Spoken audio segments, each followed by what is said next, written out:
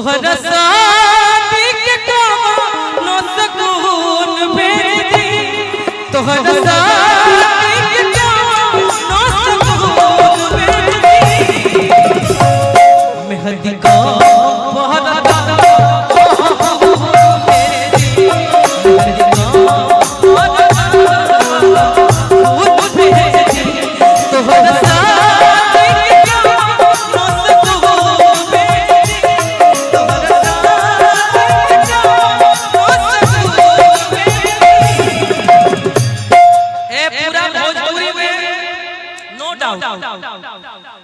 हमको किसी से कोई लालच नहीं है और ना कोई हम किसी का जी हजूरी करते हैं। भोजपुरी में सैड सॉन्ग के मामले में एक पवन सिंह भैया है। सनहिया लगावल बहुत बात नहीं सनहिया लगावल बहुत बात नहीं नजरिया चुरावल